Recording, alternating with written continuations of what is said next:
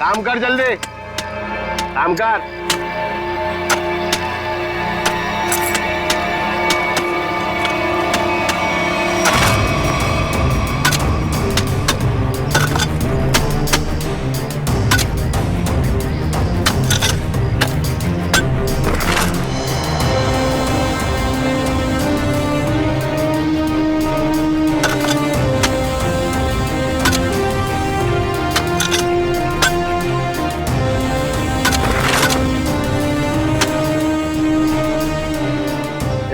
जरा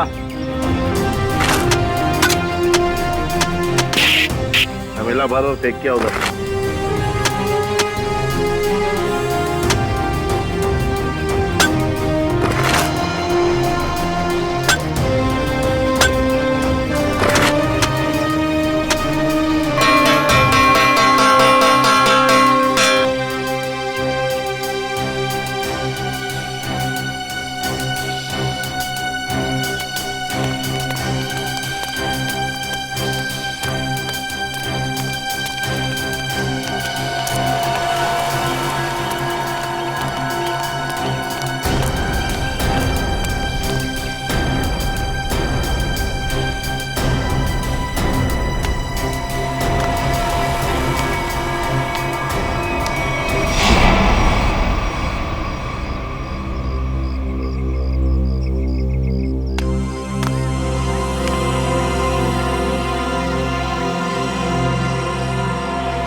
ए बेटा, मैं लाइन में तुमसे पहले खड़ा हूँ, जाओ पीछे खड़े हो जाओ। अच्छा, अब तुझसे सीखना पड़ेगा क्या करना है क्या नहीं। चुपचाप खड़े रहने तो फूट जाएगा। अपने बड़ों से ऐसे बात करते हैं क्या? एक बार बोला ना, देखो चुप बैठने के लिए समझ में नहीं आता। चल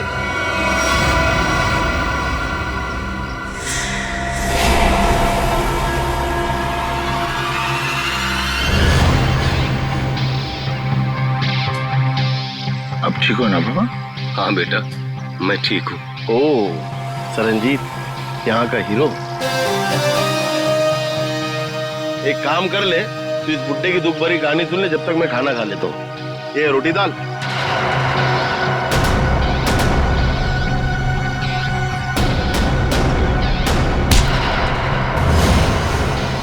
खाना बाद में खाना।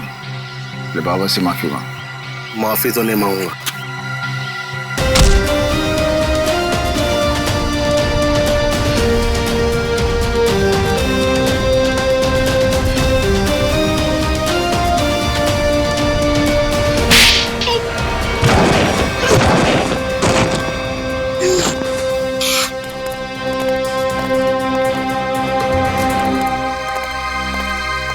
बाबा चलो खाना खा लो। शुक्रिया बेटा।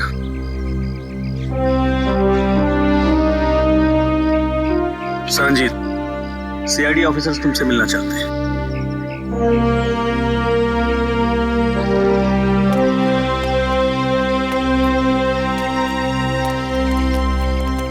हेलो सरंजीत। Hello sir. आपकी ईमानदारी और अच्छे काम के बहुत चर्चे सुने हैं हमने। आप तो एक सच्चे आईएएस ऑफिसर थे। आप मेरी तारीफ करके मुझे शर्मिंदा मत कीजिए एसीपी साहब। मैं बस अन्याय और अत्याचार बर्दाश्त नहीं कर सकता। ये तो बहुत अच्छी बात है। वैसे हमें क्यों बुलाया आपने यहाँ पर? एसीपी साहब, मैं सीआईडी की मदद लेना चाहता हूँ। हमारी मदद? इंस्पेक्टर अभिजीत, मैं चाहता हूँ कि आप एक एक्सीडेंट केस की इंक्वायरी करो। Accident case? पर ये तो पुलिस का मामला है। हाँ सरंजीत, एक्सीडेंट के मामले में सीआईडी की क्या जरूरत है? जरूरत है एसीपी साहब, क्योंकि मुझे यकीन है कि ये एक्सीडेंट नहीं, मर्डर है।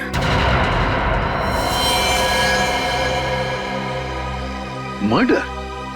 किसका खून हुआ? उसका नाम निरंजन था। मैं उसे बहुत अच्छी तरह से जानता था। मुझे शक है कि किसी ने जानबूझकर उसका मर्डर किया है। मिस्टर सरंजीत, आप हमें पूरी बात अच्छे से बताइए। क्या हुआ क्या था? निरंजन एक सोशल वर्कर था। वो अपनी पोती टीना की मर्डर केस की सच्चाई जानने के लिए सबूत ढूंढ रहा था। उन्होंने जेल में मुझे चिट्ठी भेजी जिसमें लिखा था कि उन्हें असली खूनी का पता चल गया है। वो सबूत लेकर पुलिस स्टेशन जा रहा है। पुलिस तक पहुंचने से पहले ही उसकी मौत हो गई। ओह, तो टीना का खून हुआ था। लोग समझते थे कि टीना ने आत्महत्या की है, लेकिन निरंजन जानता था कि उसका खून हुआ है, इसलिए मैंने उसकी मदद के लिए कार्तिक को भेजा। कार्तिक उससे पहले वहां पहुंचे, निरंजन का एक्सीडेंट हो गया। इसलिए मैं चाहता हूं कि आप लोग ये केस जरूर लें। ठीक है सर रंजीत जी, आप चिंता मत कीजिए, हम उन दोनों के खूनियों को जरूर ढूंढ निकालेंगे। थैंक्स। थैंक यू कहने की जरूरत नहीं है सरंजीत। अन्याय और अत्याचार के खिलाफ लड़ना हमारा भी फर्ज है। हम तुम्हारे साथ हैं।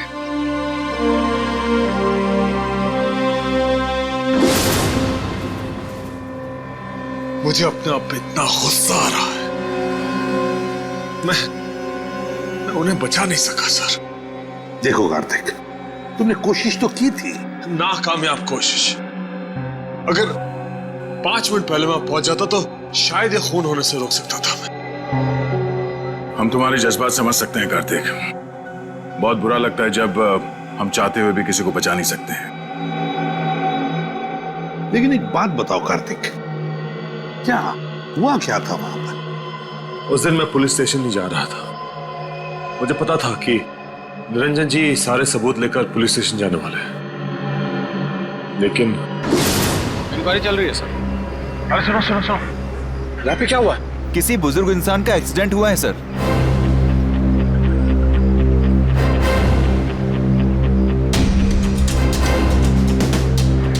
जी जी।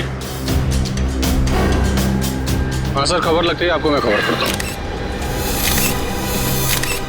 निरंजन जी? जी सर। सर ये मिला है। बटुआ, ये टूटा हुआ चश्मा, घड़ी और फोन। इसके अलावा और कुछ नहीं सर, बस इतना ही सामान है। सर इसका मतलब खूनी ने निरंजन जी को मारने के बाद सारे सबूत वहां से उठा लिए थे। मगर कार्तिक, जब तुम्हें पता था कि वहां से सारे सबूत गायब है, तो उसी वक्त तुमने पुलिस को क्यों नहीं बताया है? सर पुलिस मुझसे वहां सबूत होने का सबूत मांगती है जो मैं दे नहीं सकता था। सनजीत ने मुझसे कहा था और मैंने विश्वास कर लिया, लेकिन पुलिस मेरा विश्वास क्यों करती? अब वैसे भी इस केस से मेरा कोई लेना देना ही नहीं है। ठीक है Kartik, thank you very much मदद के लिए। अगर मेरी जरूरत पड़े please let me know. Thank you sir. Sir हमें उस एक्सीडेंट की जगह जाकर तहकीकात करनी चाहिए। हाँ दया, और इस टीना की मौत की भी तहकीकात करनी पड़ेगी। हाँ सर, निरंजन जी के पास सबूत भी था कि टीना की मौत एक आत्महत्या नहीं बल्कि मर्डर है, और इसी सबूत को मिटाने के लिए निरंजन जी का खून भी कर दिया खूनियों ने। टीना की मौत में कोई ना कोई गड़बड़ जरूर है, कोई ना कोई गड़बड़ जरूर है।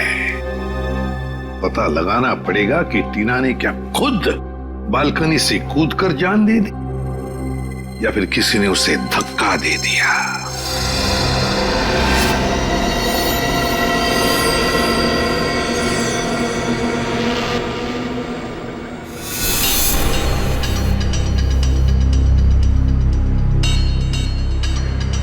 दया, टीना जो अपनी घर की बालकनी में से गिरी, वो बिल्कुल यहां आके गिर गई, यहां पर, है ना?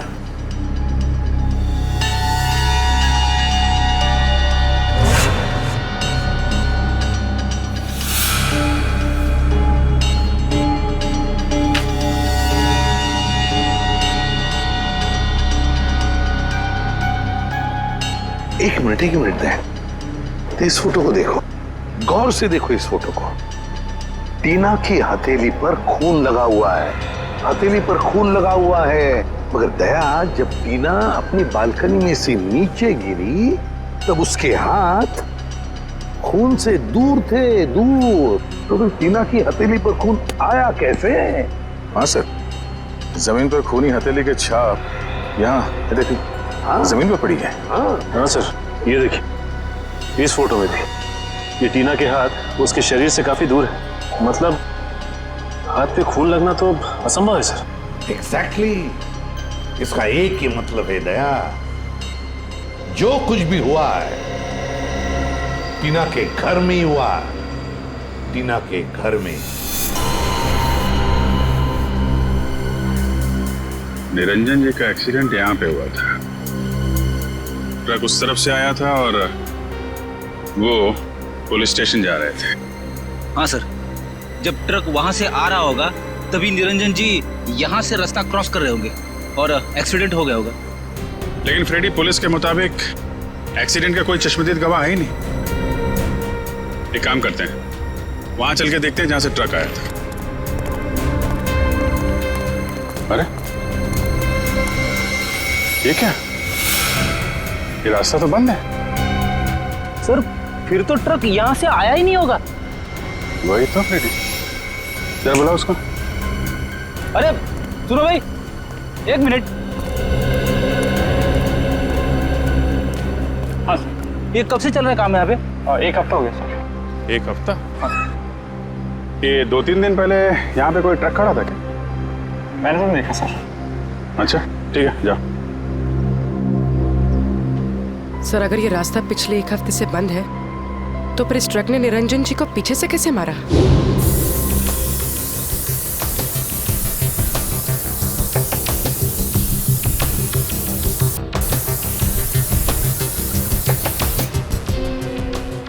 सर, खून का निशान। मैंने कहा था ना दया, जो कुछ भी हुआ यहीं पे हुआ, यहीं पे।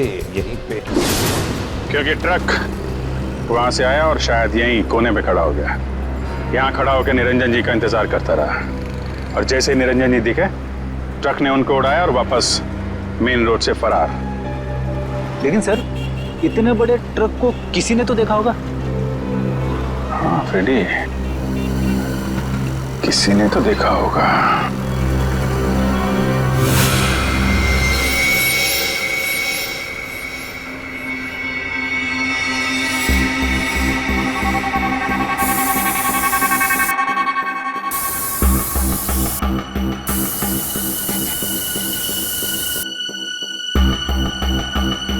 सर, हाँ ये देखिए सर, वॉल में भी खून के निशान है।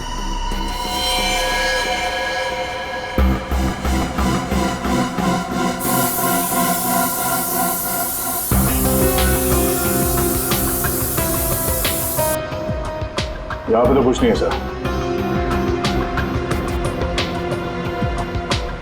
सर इस तरफ है खून के निशान।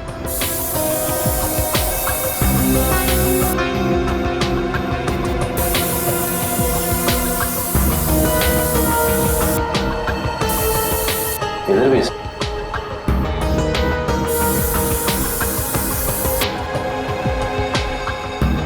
लेकिन सर आगे तो दीवार है। दीवार पर मार के देखो। अच्छा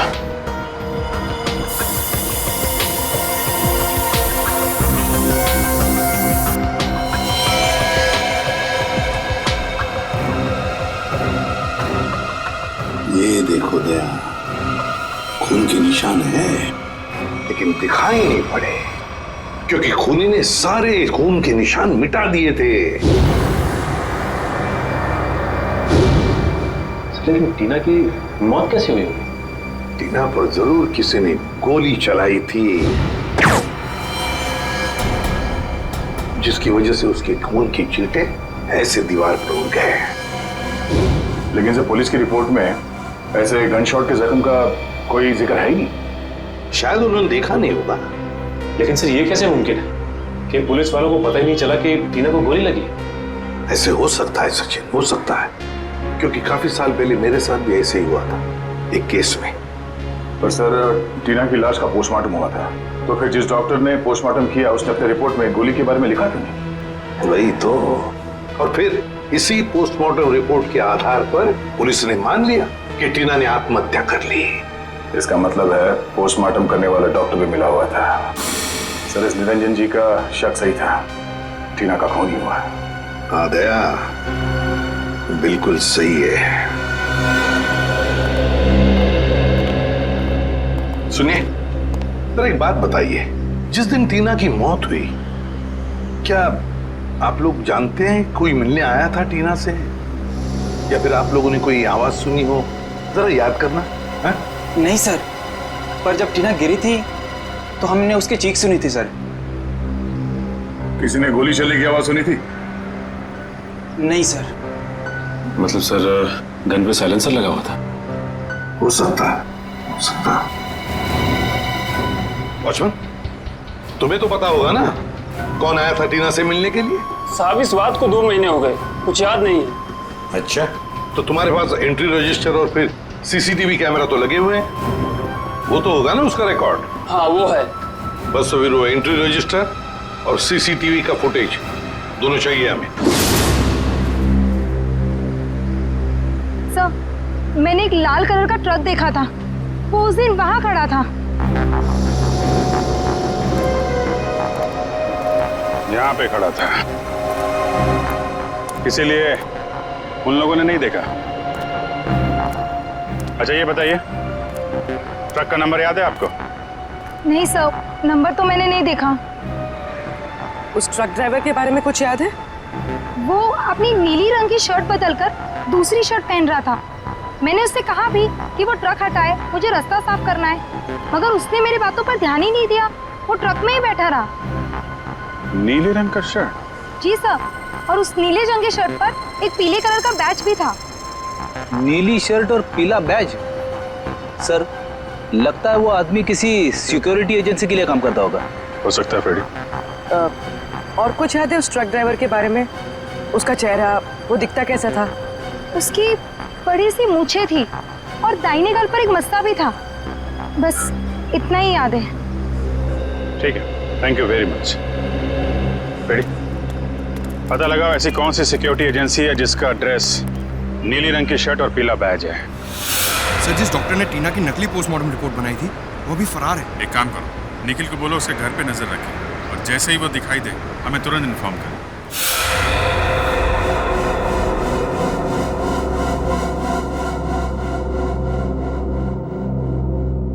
नहीं सर, मैं ऐसे नहीं जानता। कौन है ये लड़की?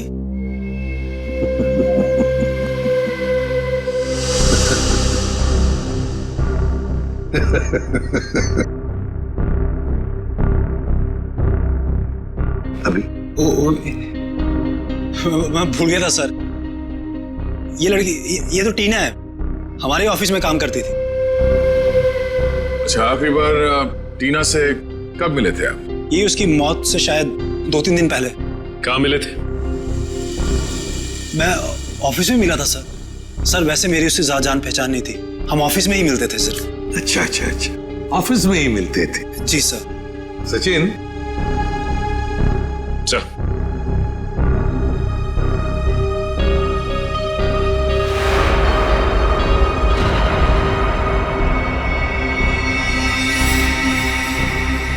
वॉचमैन।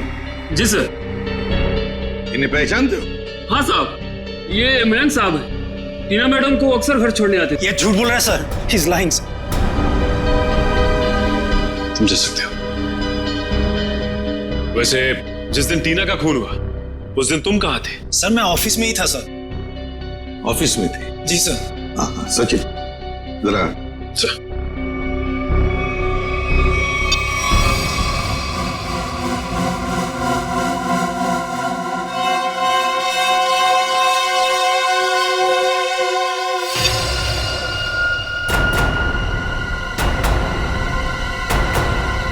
तुम ऑफिस में थे तो फिर ये कौन है?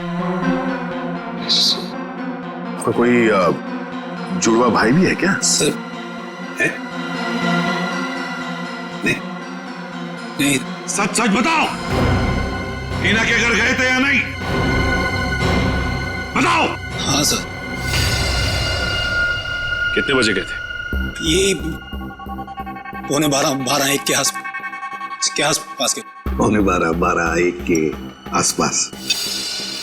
ये देखो, तुम बिल्डिंग के अंदर 11 बजे गए थे और बिल्डिंग से बाहर निकले 11:15 बजे। हो सकता है सर, मैंने टाइम नहीं देखा था सर। मैं उसकी बिल्डिंग के बाहर गया, मैंने दरवाजा खटखटाया पर किसी ने खोला नहीं, फिर मैं वापस चला आया सर। मैं मतलब 45 मिनट तक तुम टीना के घर का दरवाजा खटखटाते रहे हैं? शक्ल से बेवकूफ लगते हैं हम लोग।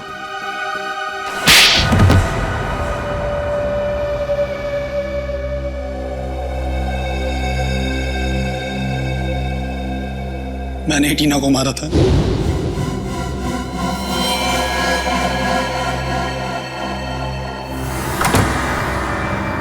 हाय टीना। हाय मयंक, आओ अंदर आओ।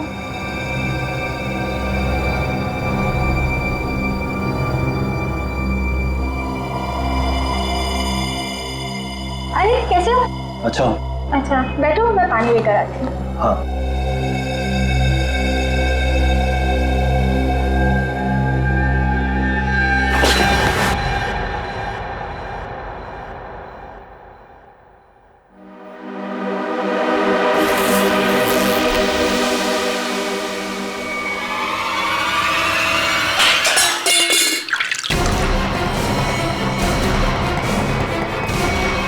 मयंक क्या कर रहे हो तुम? आई एम सॉरी टीना। मयंक तुम पागल हो गए हो क्या? मयंक प्लीज मुझे छोड़ दो। मयंक नहीं। I am sorry. नहीं नहीं नहीं मयंक।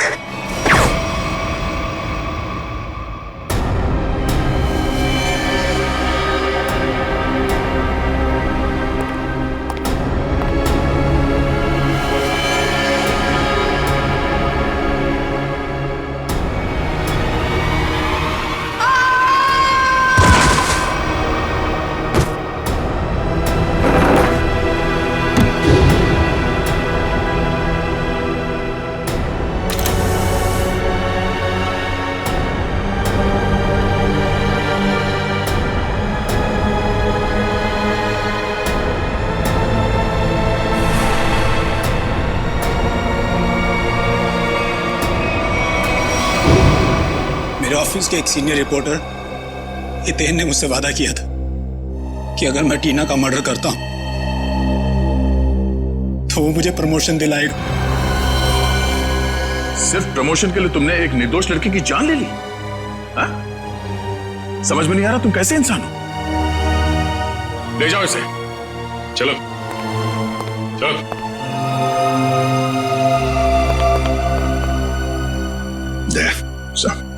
इस सीनियर रिपोर्टर हितेन से मिलना होगा। हितेन सर तो यहाँ नहीं है। तो कहाँ है हितेन? सर पता नहीं, कल उन्होंने अचानक से इस्तीफा दे दिया। इस्तीफा दे दी? आप कौन है? सर मेरा नाम अरविंद है और मैंने आज ही हितेन की जगह ज्वाइन किया है। और आप? मैं नीता हूँ, अरविंद सर की सेक्रेटरी, और इससे पहले हितेन सर की सेक्रेटरी। तो आप ये बता सकती हैं कि हितेन और टीना इनके बीच में कोई झगड़ा वगैरह हुआ था क्या, या कोई अजीब बात घटी थी? हाँ सर, मैंने टीना और मिस्टर हितेन को किसी बात पे बहस करते हुए सुना था। मिस्टर हितेन टीना को कोई प्रोजेक्ट छोड़ने के लिए कह रहे थे। वो उस प्रोजेक्ट में 3 लोगों को एक्सपोज करने वाले थे और टीना बहुत जिद कर रही थी कि वो उन लोगों का पीछा नहीं छोड़ेगी। कौन 3 लोग? सर मुझे उन लोगों के नाम नहीं पता, लेकिन हाँ मिस्टर हितेन को मैंने किसी विनय जी का नाम लेते हुए सुना था। कह रहे थे कुछ बहुत बड़े आदमी हैं और कहा था कि अगर उन्हें ये बात पता चली तो टीना को जान से मार देंगे। विनय? ये विनय कौन है, कुछ मालूम है? नहीं सर। अच्छा ये हितेन कहाँ बैठता था? सर वो रहा हितेन सर का कैबिन। सर हो सकता है हितेन के कंप्यूटर से कुछ पता चल जाए हमें। नो सर, आपको हितेन की कंप्यूटर से कुछ पता नहीं चलेगा। किसी ने उसकी हार्ड डिस्क को जला दिया है। हार्ड डिस्क जला दी? कहाँ है वो हार्ड डिस्क? सर केबिन में। लिया? जी। ये सबूत मिटाने की कोशिश कर रहा है। सर ये नहीं।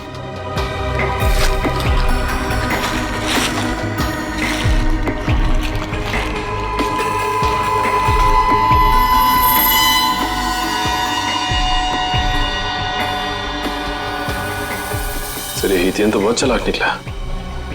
लगता है हार्ड डिस्क पे एसिड डाल दिया है, पूरा डाटा खराब हो गया होगा।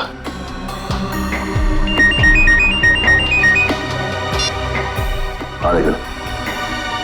क्या डॉक्टर को पता चल गया? हाँ निकल। कहाँ है वो डॉक्टर? सर वो सामने चाय की दुकान पे लाइनिंग, रंगीन शर्ट और गमछा डाले हैं, वो है सर।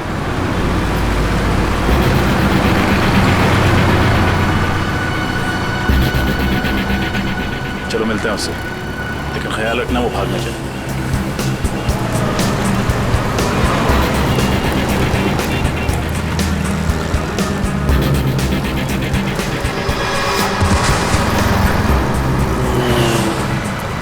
गया?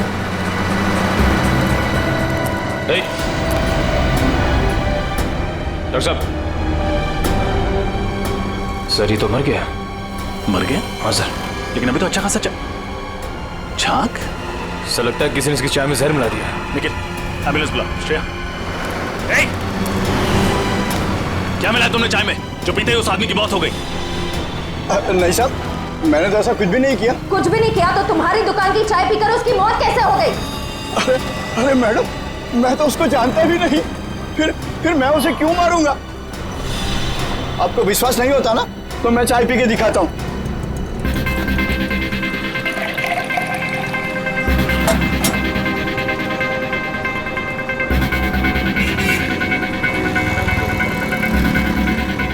ये देखिए मैडम, हुआ क्या मुझे कुछ, और इन सब लोगों ने भी चाय पी है। अगर चाय में जहर होता तो इनको कुछ होता, इनको कुछ हुआ क्या? बरसों से मैं ये चाय की दुकान चला रहा हूँ, आप मेरे धंधे को चौपट क्यों कर रहे हैं सर? सर बात तो उसकी सही है, बाकी किसी को कुछ भी नहीं हुआ। हाँ श्रेया, लेकिन किसी ने तो उस चाय में जहर मिलाया था। कौन हो सकता है?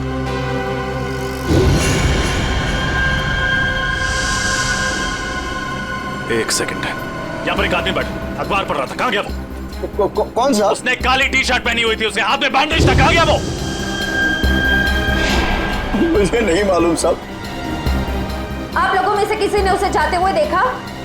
हमने तो नहीं देखा। भाग गया। जरूर उसी ने डॉक्टर की चाय में जहर मिलाया था। नाम तो नहीं पता, लेकिन उसकी मूछें हैं और शायद दाहिने गाल पे मसा है। ओह, शायद आप रघु की बात करें। क्या आप रघु को यहाँ बुला सकते हैं? मैम, रघु की ड्यूटी इस वक्त एक दवाई कंपनी में लगी हुई है, वो वहीं होगा। कौन सी कंपनी है? ओपेक फार्मा कंपनी सर। हेलो, क्या? अच्छा। Okay, thank you very much. क्या हुआ सर? विनय का पता चल गया है। वो भी उसी जेल में है जिस जेल में सरनजीत है। हम तुमसे टीना के बारे में पूछताछ करने आए। टीना का नाम तो नहीं भूलोगे तुम?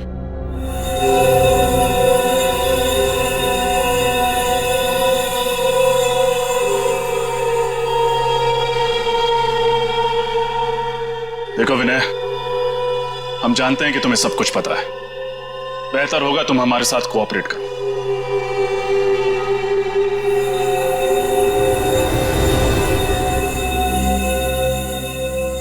देखा सर, कहा था ना मैंने, ये कुछ नहीं बोलेगा। बड़ा आदमी है ना, और इसे अच्छी तरह से मालूम है कि ये जेल में है और कोई इसे हाथ भी नहीं लगा सकता। सर, बड़ा बिजनेसमैन था ये, और इस बड़े बिजनेसमैन ने कोई तो बड़ा कांड किया है। इसका पर्दाफाश टीना करने वाली थी, लेकिन उससे पहले ही उसकी मौत हो गई। लेकिन सर हमने टीना और उसके दादाजी का केस लिया, ये बात इस जेल से बाहर कैसे गई? सर हो ना हो ये काम जरूर विनय का ही है, क्योंकि जब एसीपी सर सरनजीत जी से मिलने यहाँ आए थे तब शायद विनय यहीं कहीं आसपास मौजूद था। जरूर ये खबर विनय ने ही बाहर भेजी होगी, क्योंकि उसी के बाद रघु और सीनियर एडिटर हितेन रफू चक्कर हो गए और पोस्टमार्टम करने वाले डॉक्टर का खून हो गया। ये नामुमकिन है सर, क्योंकि विनय को किसी से भी मिलने की इजाजत नहीं। अनिल जी सर, यहाँ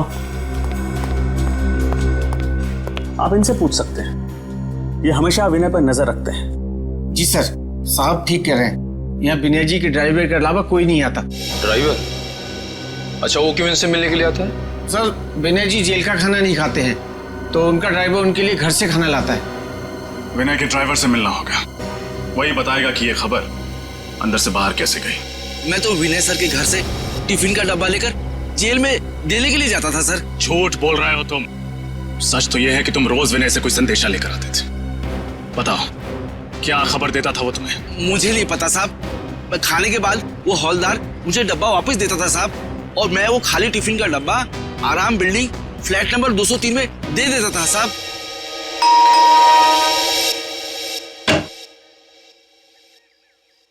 जी हम सीआईडी से।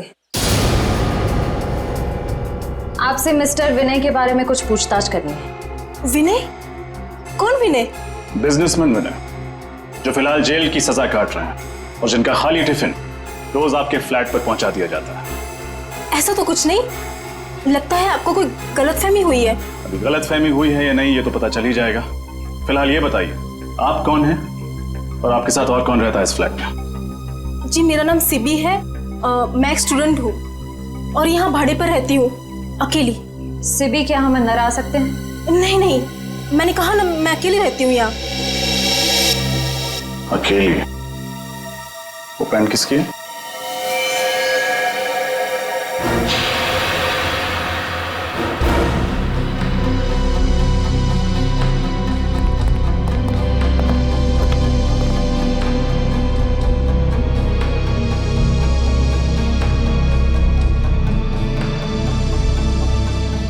ये पैंट, ये शर्ट आपके तो नहीं लगते?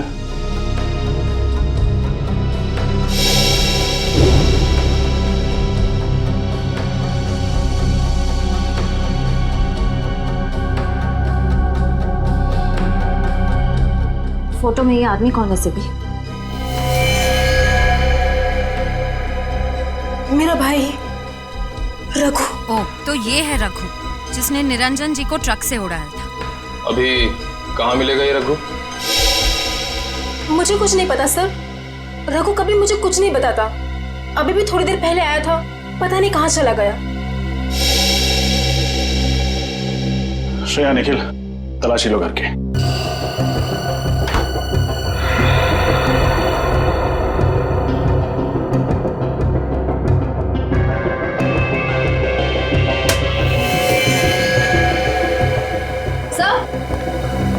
सर, अंदर कमरे में ये टूटी हुई सीढ़ी मिली है। किसने तोड़ी है सीढ़ी? है क्या है सीढ़ी में? मुझे कुछ नहीं पता सर, वो कमरा तो रघु का है, शायद उसे ही कुछ पता होगा।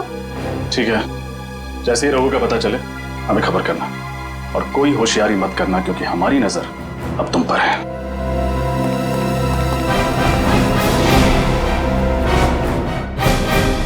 सर, रघु के घर जो सीडी मिली थी, डेटा इंजीनियर उस सीडी से कुछ रिकवर कर पाए हैं। हमें उससे अब खत्म करना होगा। सर, ये तो वो बिजनेसमैन है विनय। कुछ नहीं कर पाएंगे। और सर, ये तो वो सीनियर रिपोर्टर हितेन है। हमारा सारा बना बनाया प्लान बिगड़ जाएगा। हितेन, मैं तुम्हारे साथ पूरा सहमत हूँ। इसका जिंदा रहना ना हमारे लिए ठीक नहीं है। चिंता मत करो दोस्तों, मेरे पास एक और प्लान है।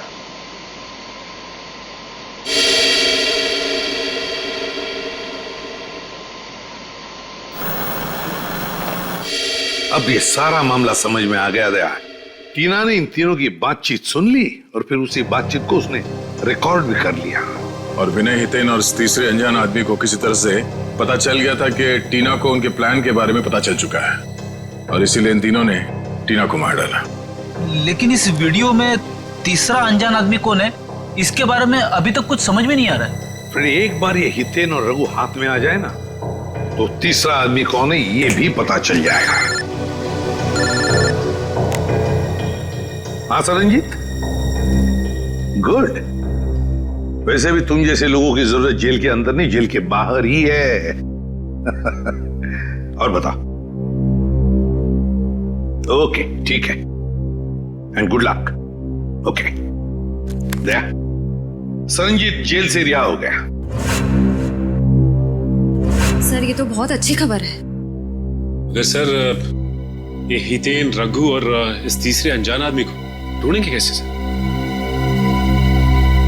विनय, विनय,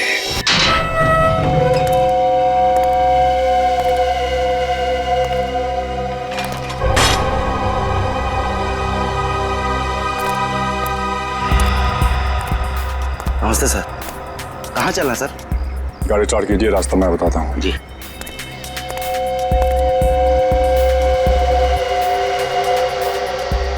अपना प्लान काम कर गया सर? हाँ भी, ये विनय को भनक भी नहीं लगी कि हमने जानबूझकर उसे जेल से रिहा करवाया है। हाँ सर, उसे लग रहा होगा कि उसके अच्छे बर्ताव की वजह से उसे जेल से रिहा किया गया है।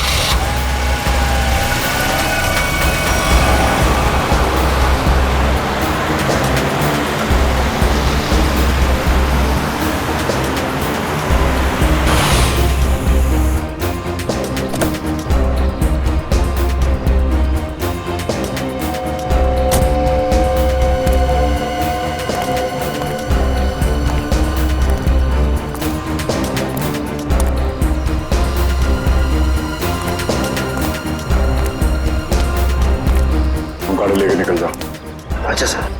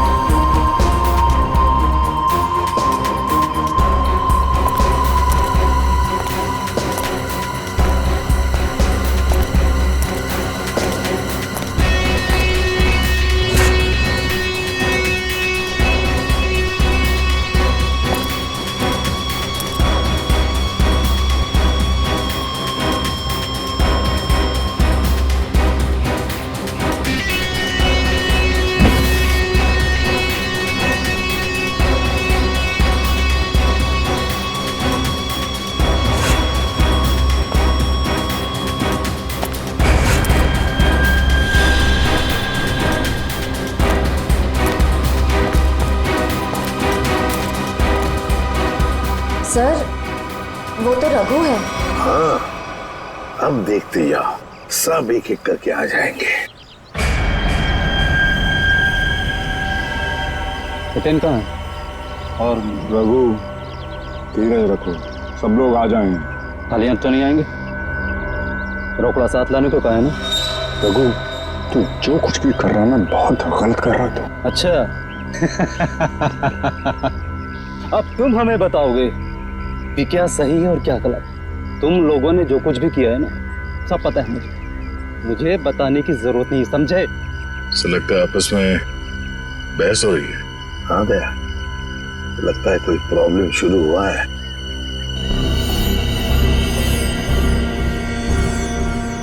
हितेन, तुम भी आ गए? अभी खाली हाथ? मेरी बात याद नहीं तुम लोगों को? रघु, लालच ने तुझे अंधा कर दिया है। नो लेक्चर, ओनली पैसा। पैसा निकालो मेरे, समझे? मैं लेकर नहीं आया हूं पैसे, वो लेकर आ रहा है और मारेगा तुम्हारे मुंह पर सारे पैसे। तुम लोगों की सलामती के लिए तो यही अच्छा होगा कि वो पैसे लेकर आ जाए, वरना मेरे पास तुम लोगों के खिलाफ जो सबूत है वो सीआईडी के पास पहुंचाएंगे। हाँ पूर्वी, क्या खबर पक्की है? हाँ ये चक्कर है। ओके, क्या हुआ? सर, ये ओपेक फार्मास्यूटिकल कंपनी के 3 मालिक हैं, विनय, हितेन और तीसरे का नाम तो चौंकाने वाला है। कौन है?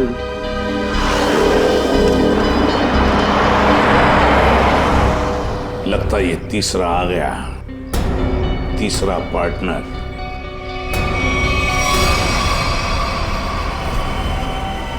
मेरे पैसे दो मुझे और सबूत लेकर जाओ, वरना मैं तुम लोगों को बर्बाद कर दूंगा।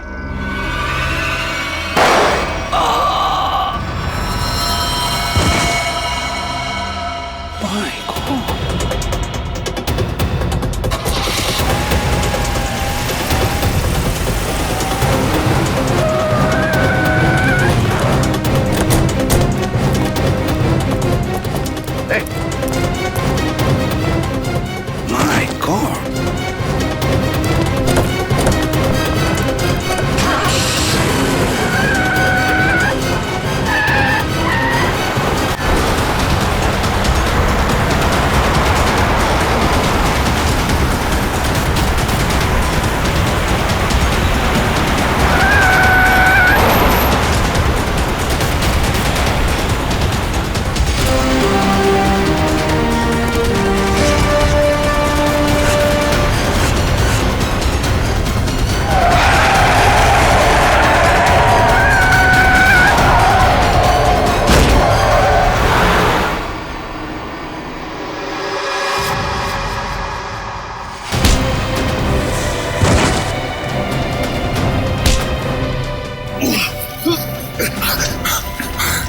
कार्तिक, मैं तुझे अपना दोस्त समझता था।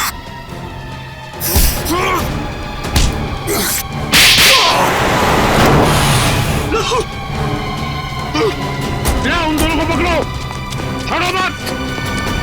भागने का बहुत शौक है तुझे।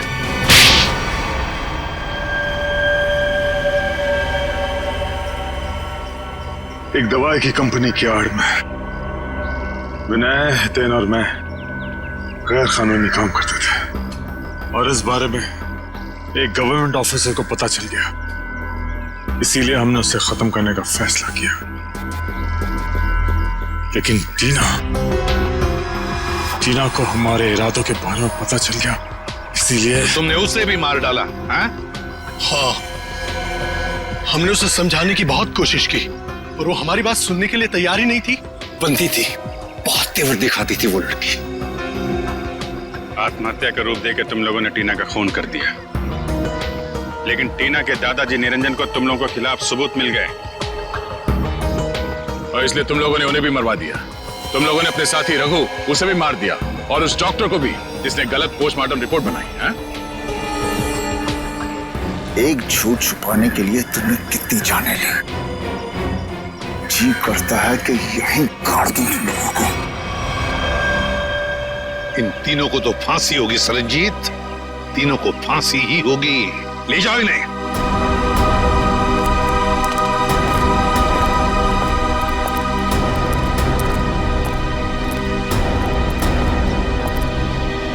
सरनजीत,